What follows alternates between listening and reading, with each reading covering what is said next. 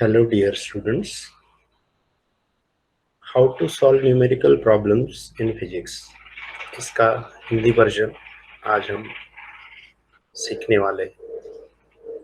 मैंने देखा है कि न्यूमेरिकल प्रॉब्लम्स करते समय स्टूडेंट्स को बहुत प्रॉब्लम होती है, वो इनकरेजमेंट नहीं मिलता है।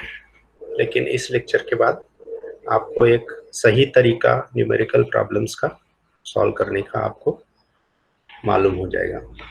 तो शुरू करते हैं, फिजिक्स के न्यूमेरिकल प्रॉब्लम्स कैसे सॉल्व करते हैं। न्यूमेरिकल प्रॉब्लम्स क्या है कि अगर हमको फिजिक्स के कॉन्सेप्ट्स अगर समझना है तो न्यूमेरिकल प्रॉब्लम्स के थ्रू ही हम अच्छी तरह से उसके कॉन्सेप्ट्स क्लियर कर सकते हैं। तो ये इम्पोर्टेंट रोल होता है न्यूमेरिकल प्रॉब्लम्स का। हम थ्योरी जब फिजिक्स में सॉल्व करते हैं, पढ़ते हैं, तो उसमें क्या करते हैं, हम फिजिकल क्वांटिटीज का यूज करके, थोड़ा सा लॉजिकल कॉन्सेप्ट यूज करके हम एक्सप्रेशन वगैरह डिराइव करते हैं, कॉन्सेप्ट्स को पढ़ते हैं। तो लॉज ऑफ फिजिक्स, इक्वेशंस, फार्मूले, ये सब क्या है कि हम फिजिक्स को समझने के लिए हम ये सब यूज करते हैं। लेकिन न्यूमेरिकल प्रॉब्लम सॉल्व करने से हमको उसकी क्लैरिटी आती है। Numerical problems in physics are the most challenging task. जैसे मैंने बताया कि बहुत सारे एग्जाम्स में, कॉम्पिटिटिव एग्जाम्स में न्यूमेरिकल प्रॉब्लम्स पूछते हैं, तो वो एक चैलेंजिंग टास्क होता है। वो ये क्लियर करता है कि आपके फिजिक्स के कॉन्सेप्ट्स क्लियर है कि नहीं। अगर हमारे फिजिक्स के कॉन्सेप्ट्स अगर क्लियर है, हमको फार्मूला पता है, यूनिट्स, सिग्निफिकेंट फिगर्स, डायमेंशंस, ये सब आइडिया क्लियर है, हमारा न्यूमेरिकल कंप्यूटिंग अगर हम ठीक से करते हैं, कन्वर्शंस करते हैं और कैलकुलेशंस अगर ठीक से करते हैं, तो हमको न्यूमेरिकल प्रॉब्लम सॉल्व करने में कोई दिक्कत नहीं होगी। तो ये सब चीजें हमको आना चाहिए अगर हम न्यूमेरिकल प्रॉब्लम्स के तरफ बढ़ रहे हैं। Solving numerical problems with confidence is important to get the success in different exams. जैसे मैंने बताया कि बहुत सारे कॉम्पिटिटिव एग्जाम्स में न्यूमेरिकल प्रॉब्लम्स फिजिक्स के पूछते हैं, तो वो हमको आना जरूरी है। न्यूमेरिकल प्रॉब्लम्स में हमको अगर न्यूमेरिकल कंप्यूटिंग करना है तो हमको algebra, geometry, trigonometry, vectors, numerical integration, statistics और डिफरेंशियल इक्वेशंस, ये इसका बेसिक्स हमको आना जरूरी है। क्योंकि बहुत बार न्यूमेरिकल प्रॉब्लम्स में क्या है, ये सब हम अप्लाई करते हैं। जैसे सिंपल अलजेब्रा तो हम अप्लाई करते हैं, addition, subtraction, multiplication. Geometry use करते हैं, Pythagoras theorem, like that. Trigonometry, sine theta, cos theta. Vectors, addition of vectors, subtraction of vectors, yes, multiplication of vectors, ये कंसेप्ट हमको यूज करना है। न्यूमेरिकल इंटीग्रेशन, जहाँ इंटीग्रेशन आता है, इंटीग्रेशन यूज कर सकते हैं। डिफरेंशियल इक्वेशंस और स्टैटिस्टिक्स भी हमको यूज करना आना चाहिए। ये सब बेसिक रिक्वायरमेंट है, ये सब हमने पढ़ा है और ऑलरेडी हमने प्रैक्टिस किया है। और यूनिट्स जो हम यूज करते हैं, एसआई यूनिट्स जनरली हम यूज करते हैं। तो एसआई यूनिट क्या है, international system of standard units, वो हम यूज करते हैं। वो हमको कंसेप्ट मालूम होना चाहिए। कन्वर्शन हमको पता होना चाहिए कि सेंटीमीटर का मीटर में, मीटर का सेंटीमीटर में, like that, because we use metre as a standard unit. तो जो भी क्वांटिटी दिया है वो उसको स्टैंडर्ड क्वांटिटी में कन्वर्ट करना हमको आना चाहिए। तो पहले हम कंसेप्ट्स को लर्न करते हैं, कंसेप्ट्स हमारे क्लियर होने चाहिए। Understand and visualise the problem. Problem को क्या है, एक तो समझना और उसको विजुअलाइज करना जरूरी है। विजुअलाइज करने से हमको आइडिया मिलता है और क्या फाइंड आउट करना है, क्या निकालना है, कि क्या दिया है, ये हमको पता चलता है। उसके प्रॉब्लम में क्या है, कौन सा प्रिंसिपल यूज हुआ है, कंसेप्ट कौन सा यूज करना है, ये हमको पता करना है। अगर हो सके तो एक सुटेबल डायग्राम हम बना सकते हैं, एक स्केच बना सकते हैं प्रॉब्लम सॉल्व करने के लिए, उससे हमको मदद मिलेगी।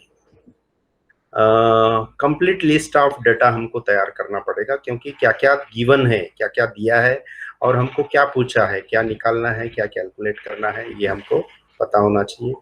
कन्वर्शन हमको आना चाहिए, यानी जो भी क्वांटिटी दिया है तो उसको ये एसआई यूनिट्स में कन्वर्ट करो।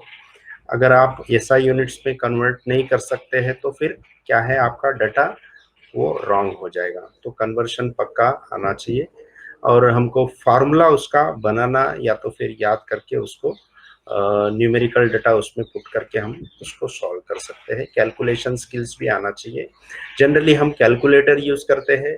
Non programmable calculators are allowed in the university examinations. कुछ कुछ कॉम्पिटिटिव एग्जाम्स में भी नॉन प्रोग्रामेबल कैलकुलेटर्स अलाउड है। जिनको कैलकुलेटर्स की आदत नहीं है वो log book, log table use कर सकते हैं। सिंपल कैलकुलेशंस हम करेंगे। ये calculation simply addition, multiplication, division और सब्ट्रैक्शन, ये चारों चीजें हम कैलकुलेटर से कर सकते हैं। बाकी कैलकुलेटर की हमको बाकी कैलकुलेशंस के लिए जरूरत नहीं पड़ेगी। सबसे पहले हम सॉल्व्ड एग्जांपल सॉल्व करते हैं। जो भी टेक्स्ट बुक में दिया है उसको सॉल्व्ड एग्जांपल्स को आप पहले सॉल्व करो, देखो कि जहां पर सॉल्व किया है वैसे ही हम कर सकते कि नहीं। फिर बाद में आप क्या कर सकते हैं, एक्सरसाइज कर सकते हैं। जो अनसॉल्व्ड प्रॉब्लम्स है उसको हम सॉल्व कर सकते हैं।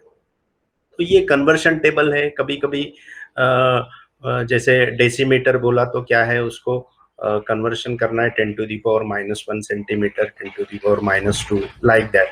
तो ये सब कन्वर्शन टेबल है, ये सबको पता है। लेकिन फिर भी मैंने लिस्ट दिया है। माइक्रोमीटर मीन्स माइक्रो सिंबल भी दिया है। माइक्रो मीन्स 10⁻⁻6 और नैनो मतलब 10⁻⁻9, लाइक दैट। तो ये कन्वर्शंस है, ये हमको आना चाहिए। क्योंकि न्यूमेरिकल प्रॉब्लम्स में कभी कभी ये वर्डिंग यूज किया जाता है, centimetre, millimetre, micrometre, nanometre, micrometre, like this. ये वर्डिंग जब यूज करेंगे तो आपको ये कन्वर्शन आना चाहिए। तो उसको मल्टीप्लाई बाय 10⁻, ये फैक्टर रहेगा। सिमिलरली अगर हायर पावर्स ऑफ 10 लेंगे तो ये इस तरह से डेका, हेक्टो, किलो, मेगा। तो ये मेगा मतलब 10⁻⁻6, उसको मिलियन बोलते हैं, ठीक है नहीं।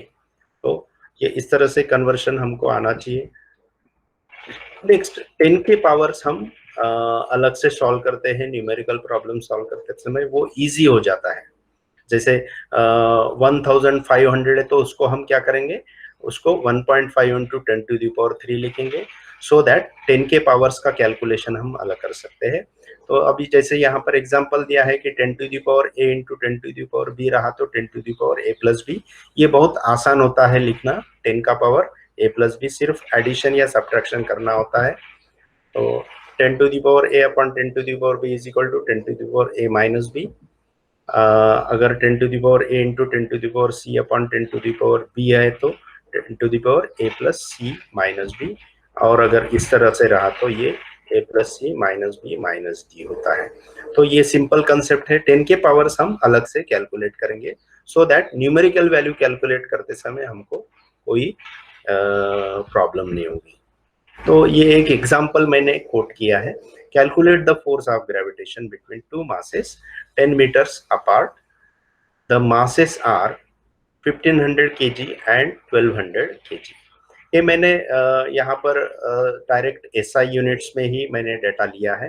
तो अगर एसआई यूनिट्स में डाटा नहीं दिया है तो आपको वो एसआई यूनिट्स में कन्वर्ट करना पड़ेगा। अगर किलोमीटर में डाटा दिया है तो that is to be converted into metres. Gram में दिया है तो that is to be converted into kgs. तो यहाँ पर गिवन कांस्टेंट है, gravitational constant 6.67 into 10⁻⁻11 newton metre square per kg square.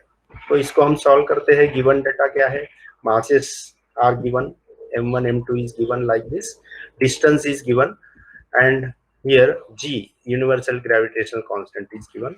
तो हमारा फार्मूला है, सिंपल फार्मूला है, ये फार्मूला हम यूज करेंगे। तो ये फार्मूला यूज करने के बाद हम डाटा पुट करेंगे। तो ये डाटा हमने पुट किया है, ठीक। तो पहले एसआई यूनिट में कन्वर्ट करो डाटा को, फिर बाद में पुट करो। अभी हम इसको सॉल्व करेंगे। सॉल्व करने के लिए सबसे पहले हम 10 के पावर्स को अलग निकालेंगे। 10 के पावर्स यहाँ पर 10⁻⁻11 फर्स्ट टर्म में है, तो 1500 और 1200 को हम 10 के पावर्स में कन्वर्ट करके लिखेंगे। तो बाद में ये स्टेप क्या होगा, ये इस तरह से स्टेप आएगा। तो 1500 को मैंने लिखा 1.5 इंटू 10⁻³ और 1200 को मैंने लिखा है 1.2 इंटू 10⁻³ और ये 10⁻11। अभी हम क्या करेंगे, 10 के पावर्स को सिर्फ ऐड करेंगे। तो यहाँ पर मैंने ये 1500 को इस तरह से लिखा, 1200 को इस तरह से लिखा। अभी हम इसको सॉल्व करेंगे। अब ये हो जाएगा, ये इस तरह से सिंपल कन्वर्शन हो जाएगा, यानी 3 + 3 - 11 = -5। ये मैंने लिख दिया।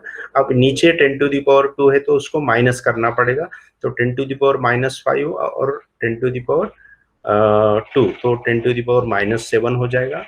और न्यूमेरिकल वैल्यू जो हमको कैलकुलेट करना है वो सिंपल तरीका है, 6.67 × 1.5 × 1.2। ये सिंपल कैलकुलेशन हमने किया है, जिसका आंसर आता है 12.006। अब हम पूरा आंसर लिखेंगे, इस तरह से लिखेंगे। फाइनली हम कन्वर्शन करेंगे उसको स्टैंडर्ड फॉर्म में, जिसको हम इस तरह से लिख सकते हैं, 12.006 को 1.2 × 10⁻1 10। तो ये फाइनली आंसर आ जाएगा आपका इस। तो 10 के पावर्स को अलग करके कैलकुलेट करने से हमारा कैलकुलेशन पार्ट जो है वो आसान हो जाता है। तो इस तरह से हम बहुत सारे प्रॉब्लम्स अभी आगे की सीरीज में लेने वाले हैं। ठीक है, तो थैंक यू वेरी मच। मेरे चैनल को आप सब्सक्राइब कीजिए, लाइक कीजिए, शेयर कीजिए, और अगर कुछ कमेंट करना है तो कमेंट